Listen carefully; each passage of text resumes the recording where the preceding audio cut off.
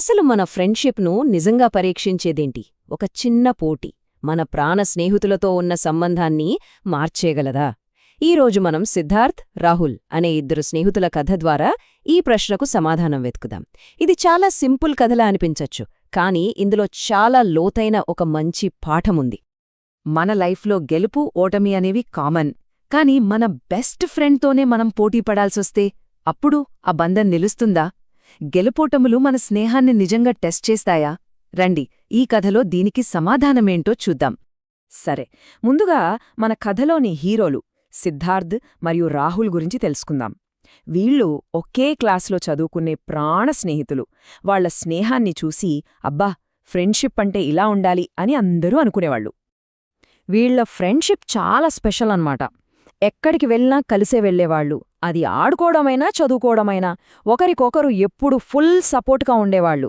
అన్నిటికన్నా ముఖ్యమైన విషయం ఏంటంటే వాళ్ల స్నేహంలో స్వార్థానికి కానీ ద్వేషానికి కానీ అస్సలు చోటులేదు. అంత స్వచ్ఛమైనది వాళ్ల స్నేహం.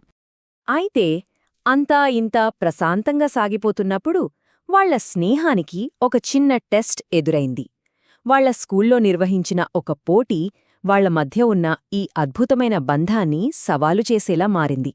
అదేంటంటే వాళ్ల స్కూల్లో ఒక స్పీచ్ కాంపిటీషన్ పెట్టారు. మన ఫ్రెండ్స్ ఇద్దరు సిద్ధార్థ్ మరియు రాహుల్ చాలా ఎగ్జైట్మెంట్తో ఇందులో పార్టిసిపేట్ చేయాలని డిసైడ్ అయ్యారు. ఇద్దరూ వాళ్ల స్పీచ్లను భలేగా ప్రిపేర్ చేసుకున్నారు. ఇక కాంపిటీషన్ రోజు రానే వచ్చింది.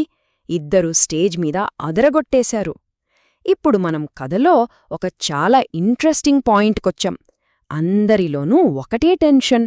విజేత ఎవరు? ఆడిటోరియంమంతా pin drop silence. Siddharth, Rahul ఒకరి ముఖం ఒకరు చూసుకుంటున్నారు. వాళ్ళిద్దరి కళ్లల్లోనూ గెలవాలనే ఆశ, దాంతోపాటు చిన్న టెన్షన్ కూడా క్లియర్గా కనిపిస్తోంది.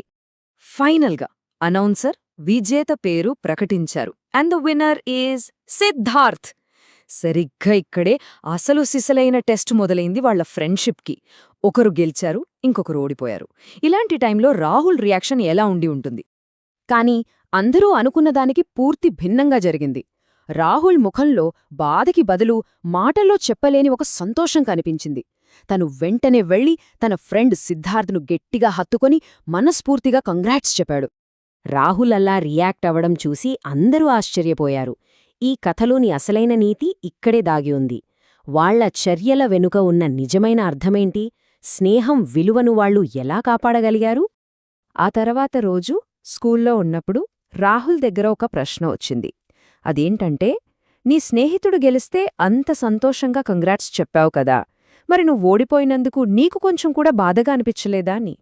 అప్పుడు సిద్ధార్థ్ చాలా ప్రశాంతంగా, ఎంతో పరిణితితో ఒక సమాధానం చెప్పాడు. అతని చెప్పిన మొదటి మాట ఏంటంటే, రాహుల్, గెలవడం, ఓడిపోవడం ఇవన్నీ చాలా సహజం. ఈ ఒక్క మాటతోనే పోటీని అతను ఎంత ఆరోగ్యకరంగా చూస్తాడో మనకర్థమవుతుంది. ఆ తర్వాత సిద్ధార్థ్ చెప్పిన మాటలు ఇంకా అద్భుతంగా ఉన్నాయి.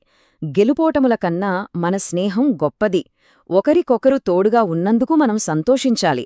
అప్పుడప్పుడు చిన్న చిన్న గొడవలు రావడం సహజమే, కాని వాటిని మన బంధానికి అడ్డు రానివ్వకూడదు అని స్పష్టం చేశాడు. అంటే ఏంటి? ఏ ఒక్క సంఘటన కూడా వారి స్నేహం కన్నా గొప్పది కాదని ఇద్దరు గుర్తించారు.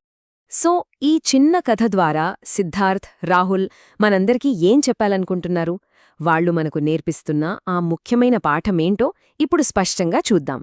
ఈ కథ ద్వారా మనకు నిజమైన స్నేహం అంటే ఏంటో క్లియర్గా తెలుస్తుంది. మన పర్సనల్ గెలుపోటములను పక్కనపెట్టి మన ఫ్రెండ్ సక్సెస్ను చూసి మనస్ఫూర్తిగా సంతోషించడమే నిజమైన స్నేహం. ఆ బంధంలో ఒకరికొకరు సపోర్టుగా నిలవడానికే ఫస్ట్ ప్రయారిటీ ఉంటుంది. ఇక ఈ కథ యొక్క ఫైనల్ మెసేజ్ చాలా సింపుల్ ఇంకా పవర్ఫుల్. స్నేహం అనేది ఒక గొప్ప వరం. మన జీవితంలో కూడా చిన్న చిన్న మనస్పర్ధలు రావచ్చు, కాని అవి మన బంధాలను విడదీయకూడదు. ఎల్లప్పుడూ స్నేహంతో కలిసిమెలిసి ఉండాలి. ఇదే ఈ కథ మనకు ఇచ్చే ముఖ్యమైన గుణపాఠం. చివరిగా ఒక ప్రశ్నతో ముగిద్దాం. ఈ కథ విన్న తర్వాత కాంపిటీషన్లో ఒక ట్రోఫీ గెలవడం నిజమైన విజయమా, లేక కష్టకాలంలో కూడా చెదరని ఒక స్నేహాన్ని గెలుచుకోవడం అసలైన విజయమా? ఏమనుకుంటున్నారు? ఒక్కసారి ఆలోచించండి.